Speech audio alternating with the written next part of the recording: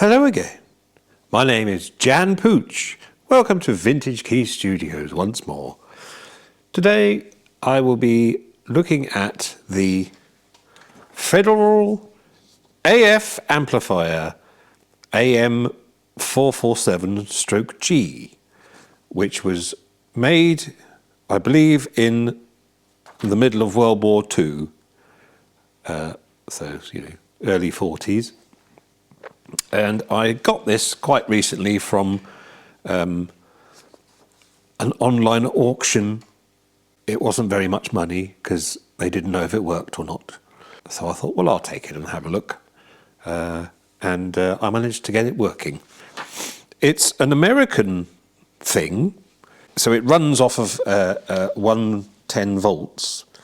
It didn't have any plug or connectors in it at all when I got it. It was just a unit with nothing on it. So if I just I'll show you exactly what it was when I first got it. So let me just switch it all off.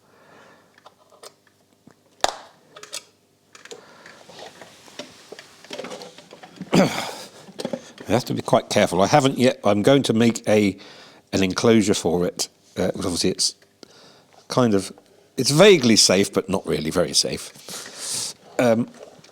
So as you see, it's all it had. It didn't have. I put this mains lead in. It didn't have that there. All it had was this connector on the back of it. You might be able to see there's some bits of solder on there. That's why I've soldered in a couple of things, like a jumper, a piece of wire over 2 pins and stuff. But basically, it was just that unit with nothing attached to it. It didn't have these colourful wires on. I put those on myself, and I've stuck that on the bottom of it as well. But underneath there, it says "Dangered High Voltage." But anyway, as you can see, it's all original. The original sort of tin can capacitors in it. It's got these nice old metal valves on as well. It uses a 6SK7. A 6SJ7, a 6V6GT, and a 6H6 for the actual compressor part of it. And it also has a 5Y3GT, which is a rectifier valve. As you can see, it's built like a tank, probably built for a tank. From the description that off of the auction where I bought it, it said it was possibly made to protect operatives' ears during sort of army life, doing various things. I'm not sure exactly what they're doing, but they were listening to things on headphones. This thing is also designed to be connected up to a speaker as well. And originally, again, I put these 2 controls, so forget about them for now. So we got an input here, dBm, and I think dBm is decibel milliwatts. I haven't actually been able to work out what input dBm and output dBm actually is referring to. So if you happen to know this, please do write in the comments and let me know exactly what that means, because it doesn't really give you a scale of anything particular. But anyway, so you've got this input here, which is the input socket. Then you've got a phones. That was originally obviously listened to on little headphones, or big headphones probably then. And this output here, I believe, was designed to be plugged into a speaker. I've disconnected that one now because I wasn't going to need to use it. It's also got some little adjustable controls there. That's a sort of a fine tuning adjustable input control. There's a fine tuning headphone one there and a fine tuning speaker output one there. But I added these 2 pots here because I had a look at the schematic drawings of this, which incidentally there was another schematic drawing stuck to the base of this. If you undo the bottom cover of the compressor, you can actually see another slightly different version of this printed on it, but it was from a different model, and it was a bit confusing when I first looked at it because it had all completely different components in and different valves. Anyway, this is the right schematic for it, and as you can see, I've scribbled a bit on this one.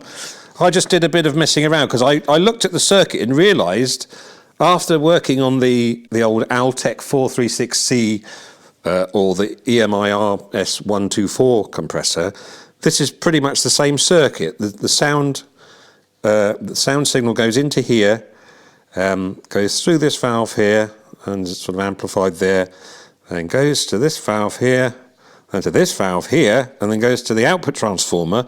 But as it's going to the output transformer, the signal is then sent to a little rectifying valve here and turned into a DC voltage, which then goes back up to here, and then it basically interrupts the input at this valve here. This valve here, the 6SK7, is a Vari Mu valve. It's got a variable, what's the word, cutoff. So it sort of like, it turns on and off smoothly. It doesn't just go, it goes, so this 6SK7 is a Vari Mu valve. And if you compare that to the schematic for an Altec compressor, or actually an RCA, some of the RCA compressors as well, they have pretty much the same circuit on. The only difference between this and an Altec or the RCA one is the internal parts of this aren't balanced. So you've just got one set of signal going through, whereas in the Altec one, it's got a hot, as in the plus, and a cold minus. So it's almost like two channels of compression, but they're the balanced two chains of the balanced signal going through. So both the hot and the cold part of the balanced signal is compressed the same in one of those, and then brought together at the end. Whereas this one is just using an unbalanced circuit inside. So this is probably a little bit easier to work on, really. And you don't have the problems of the balance between the two signals causing problems with, like, pulsating, knocking noises and things. And I'll just very quickly just talk through what I've done on here and my reasoning. First of all, you'll see that I've scribbled a bit. I've put here, well, originally when I first switched this thing on and used it just as it was, what I'd done first is I'd replaced. I put in, originally there was some 4 microfarad power supply capacitors in there, and what I've done is I've just put in some higher value ones. So there's 33 microfarad and 22 microfarad, and that cuts right down on the hum from the power supply, and it's almost gone now with those in there. Obviously back in 1943 or whatever, it wasn't quite such a problem, because obviously they weren't using it for recording, they were using it for shouting and probably listening to things that go bing or something. So that's the power supply bit anyway. So I put those on there. Then when I put it through just the circuit as it was, it didn't really do a massive amount of compression. It came on and it changed the sound ever so slightly, but it didn't do a huge amount. And then I had a look at the drawing here, and I thought, well, the sound's going in here, and then it's coming off the secondary winding of this transformer. But then they've got a voltage divider here, so it's basically cutting the input signal down, and it would allow you to sort of put the gain up to a maximum or minimum there. But that was only like half of the. No, actually, no, it wasn't quite half. I think it was more like a tenth of the input. And I thought, well, why bother having that transformer with that winding if you're just going to use a tenth of it? So what I did is I put a variable resistor on there, a 20k one. So there's a 22k one there, a 20k one there, and I was able to change the input level quite drastically with that. And you'll hear in a minute what that all sounds like. So there is also possibility of sticking a meter in there, or I haven't done that yet, but the meter I think would go there, or thereabouts, somewhere around there. And the other thing, what else have I done on here? Oh yes, there's a recovery pot. Like on the RS124, I wanted to have it so you could actually, it could compress and then come back up again to normal level. And I found that by varying the resistance, that there was originally a fixed resistor there, so I've just put a 1 meg ohm pot there, which will allow this capacitor to discharge at a different rate, which is how the RS124 works, or Altec 3 or 436. So that's basically it. It's just like an input control there and a recovery control there. A couple of other little things. On this drawing, you'll see here that set of connectors there is that thing I showed you on the back with the pins on. I realised that when the original, whatever it was supposed to be plugged into, was plugged in, it would have had a jumper lead across pins 3 and 4 here. And when I was first using it without that plugged in, I just plugged something into the input socket.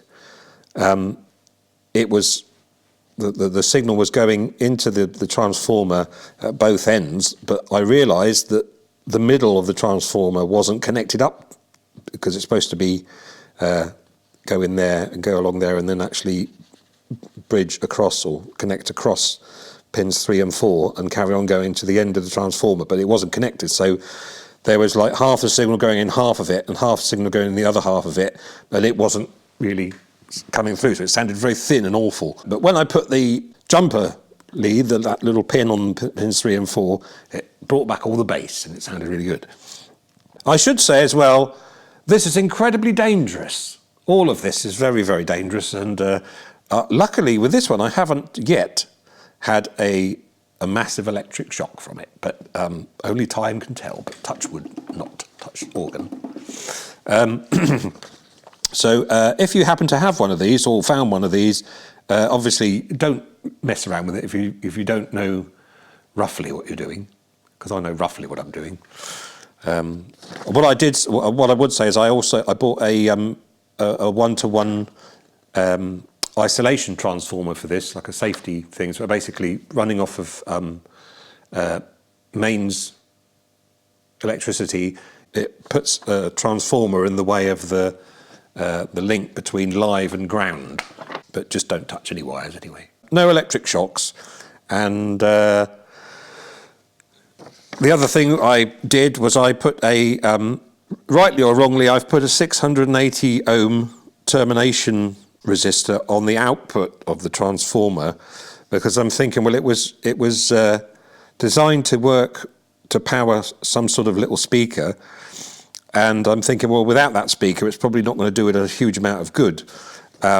So I put a resistor across here, and I put in like I think it was a 7-watt resistor, that's all I had. But so it's quite a beefy resistor there for the output. But I think the output that was coming out of the speaker output was something like 5 volts AC, which is quite a lot more than your average line level, and it would probably fry most mixers if you tried to plug that in. I think the output of the phones here is about right for a line level output. I think it's about a volt, just over a volt. So that seems to work quite nicely. But yeah, this one is way too high for a line level. And but yeah, it needs a resistor over the end of it, just to sort of so that all that energy is going somewhere, and it doesn't ruin the rest of the amp. But anyway, yeah, a pretty straightforward circuit. Surprising for something quite so old that it doesn't sound half bad. And I will now switch it on and show you how it sounds. So the way I'm going to connect this up is this lead here is coming from the insert send from the mixing console. So I've got a channel on there, and then this out of here is that channel's signal. I'm going to plug that into the input on here, and then the output from the compressor goes back down this lead, which is plugged into the insert return or receive plug. So it's basically it sort of interrupts the signal in the mixing channel. So the signal goes in, then goes out to here, through here, and then out of here, back into the mixer again, and continues on. So it's as if this has been put in the mixer itself, in line with the mixer. Right, so that's that. And let's just switch that on. You see a nice red light comes on.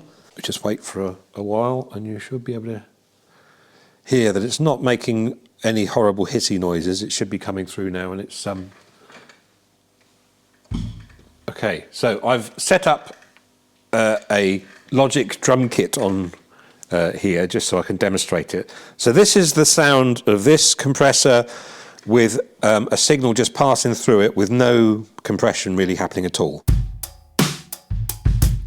can hear it's affecting the sound a little bit, but...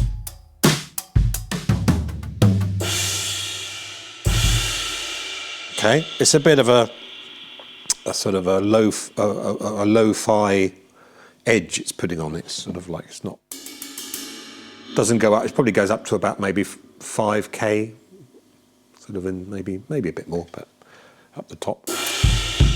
Anyway, you can hear that's not bad. Now if I now play around with this recovery knob,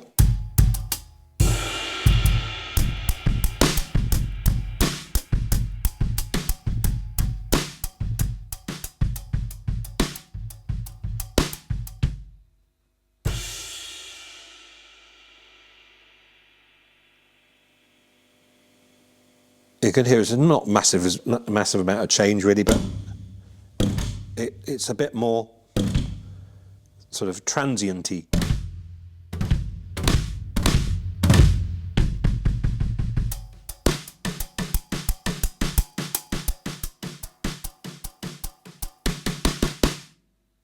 So it's compressing and then coming back up again, but you can't really hear it. If I play the cymbal here,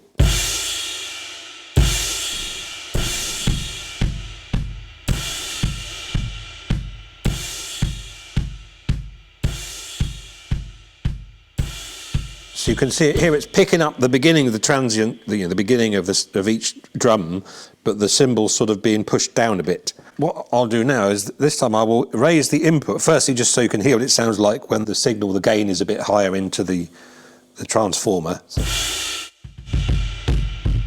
It can actually go, I'll do it right up just for fun.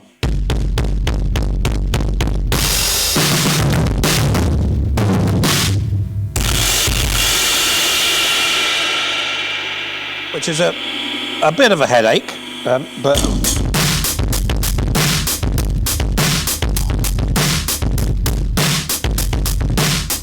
and I'll gradually move the recovery now as I'm playing like a mad person.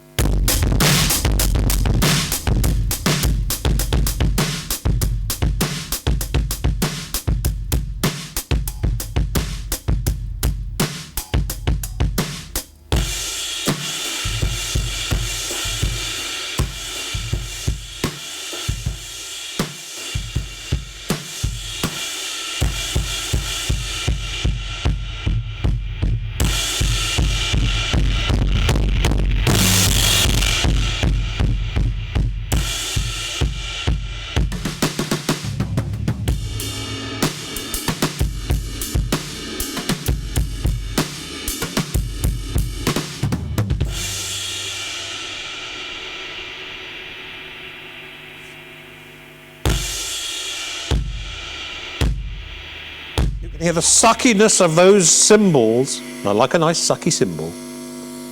You can also hear now all of the hum coming from all around the world through the compressor and being raised as high as possible to sound as dreadful as possible. And then this is as dreadful as it'll get here. And we just, if only I had the flaming lips in now. Reminds me of the song they did. It's the one that gives me a migraine when I listen to it in headphones. It's "Race for the Prize." And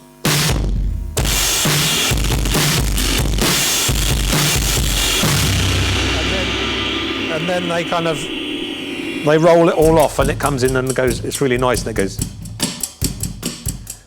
and then they turn it back to that. I don't think they used one of these things, but well, maybe they did. I don't know. But anyway, as you can hear, it's quite an interesting, if a little lo-fi sounding compressor, and a bit of a swizz that I managed to get it very cheaply and just put a few controls on it, dicing with death as I was doing it, and yes, quite an interesting little thing to have, really. And I'm quite pleased that I didn't pay £10,000 for one. Like some people sell these things on like eBay and stuff for like thousands of pounds. It's good, but it's not that good. But anyway, I hope those of you with a bit of a geek streak, have enjoyed this. Those of you who are more into the musical side of things, I apologise, it's not been very musical. But I will now proceed to play you a favourite song of mine as originally performed by Joe Cocker.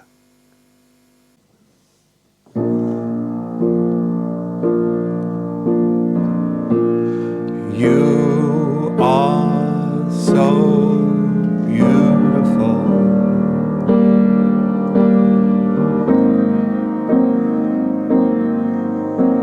To me,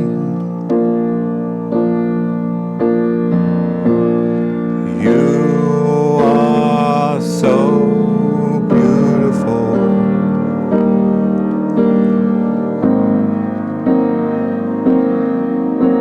To me, can't you see?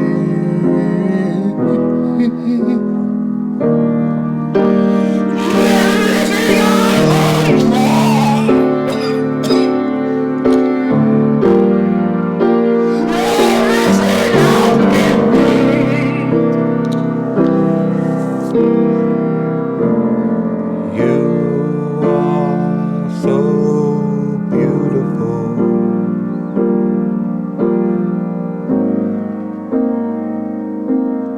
To me.